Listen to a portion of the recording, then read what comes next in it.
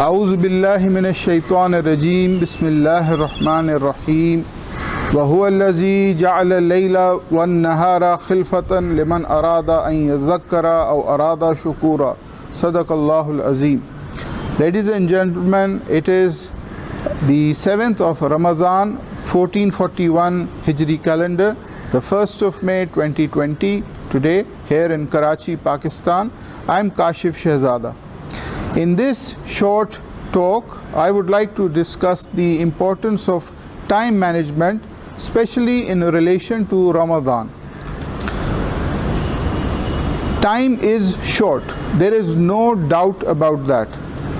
The life that we are living, it is not something that is going to continue on and on. It will most definitely, most certainly come to an end. This being the case that life is short, it follows that life has to be lived in a certain way.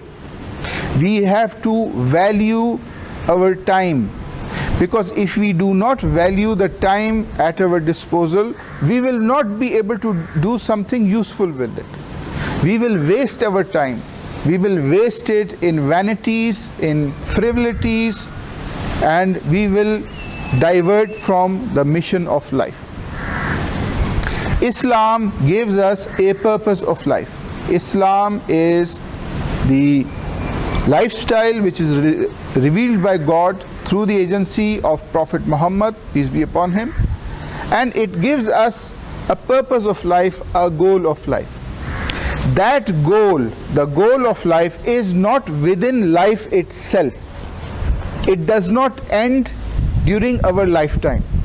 That goal that we are to achieve is in the afterlife. It is in the hereafter. Therefore, life is like a football game, a football match in which you are to continuously score goals and make efforts, so that when the referee blows his whistle and you look at the scorecard, you will know that whether you have won or you have lost. So the goal of life, according to the teachings of Islam, does not end with life. The goal is the hereafter. It is in the hereafter. It is Al-Jannah, the garden or the paradise. And a Muslim has to make efforts for it till the last moment of his life. There are certain things that he has to do. And for that, we have to have a lifestyle, a Muslim lifestyle. Ramadan is an opportunity, it is a training to develop habits towards that Muslim lifestyle for the rest of your life. Ramadan is not restricted to Ramadan only. Ramadan gives you the training, the habit making that you are to continue for the rest of your life. One of the important aspects of Ramadan is time management. Time, as I said, is short, and therefore it has to be utilized properly, and we have to manage our time properly. But we don't. Many of us don't. Many of us waste time a lot. Allah says in the Quran, in Surah Al-Furqan, that the purpose of life, the purpose of the night and the day is that you may take guidance and you implement that guidance and you give thanks to God. It is said in chapter number 25, وَهُوَ الَّذِي جَعَلَ اللَّيْلَ وَالنَّهَارَ خِلْفَةً, that God is He who has made the night and the day follow each other, succeed each other. لِمَنْ أَرَادَ أَنْ يَذَّكَّرَ أَوْ أَرَادَ شُكُورًا, for he who intends to take guidance, to receive reminder and to give thanks.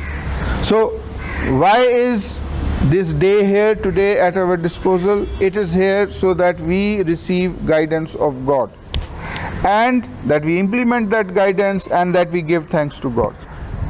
This day that we have today, the 1st of May, it will soon end. Another day will come.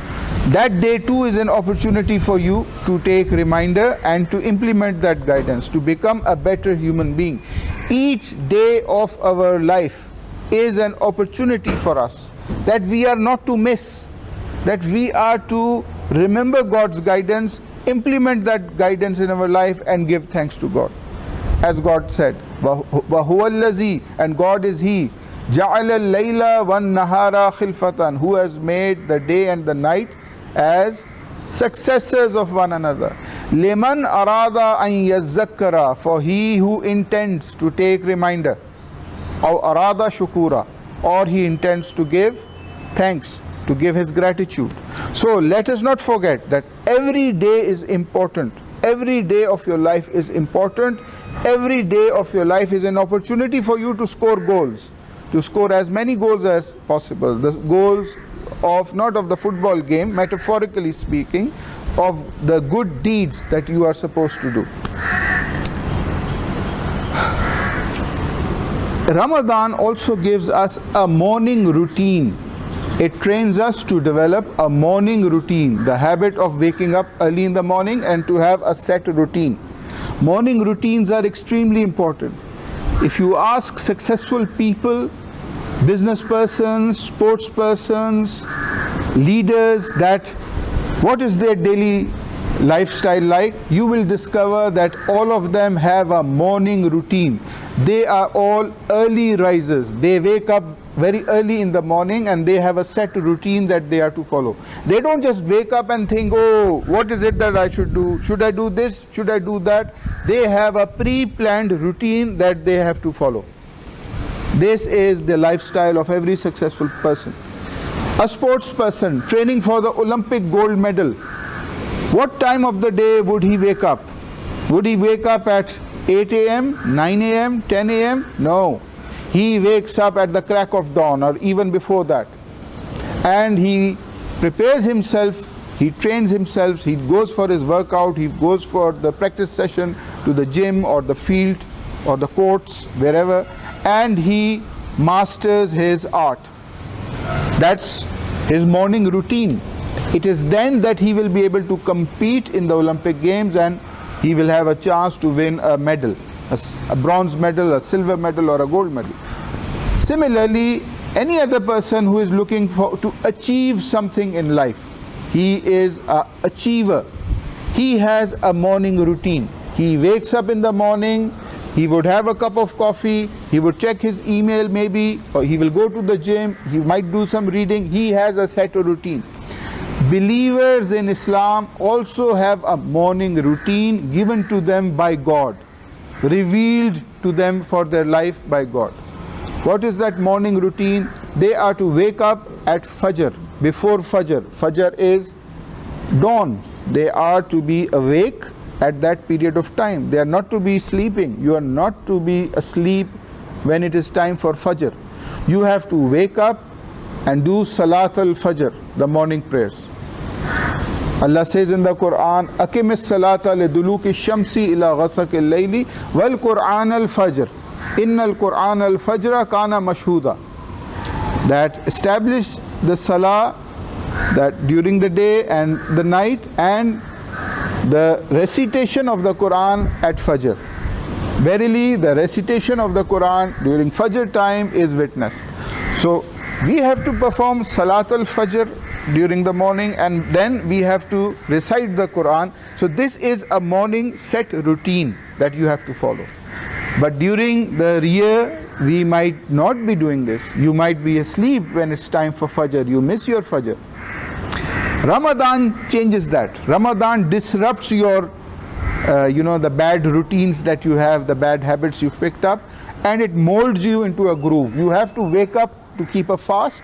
You eat suhoor, the early morning meal, and then you wait for azan, you wait for the Fajr prayers, the call to prayer, and then when the call to prayer is given, then it is an indication that you should now start fasting. You don't have to stop eating. So you are getting into a groove. You are getting into the groove of waking up early in the morning. God wants you to wake up early in the morning. He would like you to perform a set routine. Wake up early in the morning, perform your Fajr prayers, then recite the Quran, then plan your day and do the other things. So a morning routine is a given in the Quran, and it is something that we believers have to follow, strive to follow. I know it is difficult if you are used to a different lifestyle, but Ramadan is an opportunity. So the first day you might have difficulty, the second day you might have difficulty, the third day, you make an effort, you get into the groove, and then you have a routine, a habit that is there. So Ramadan is an opportunity for us to develop a routine.